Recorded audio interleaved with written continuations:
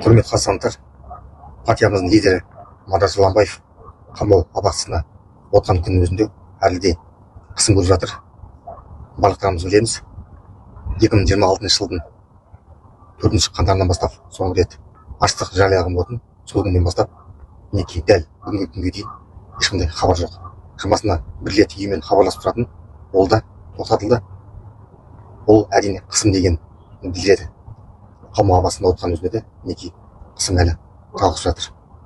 Сондықтан құрметті достар, қазақстандықтар, алдағы келе жатқан 29 мамыр 2026 жылдың біз Степногорск қаласына барып, әрине өзімізбен бірге қорғаушыны ала барамыз.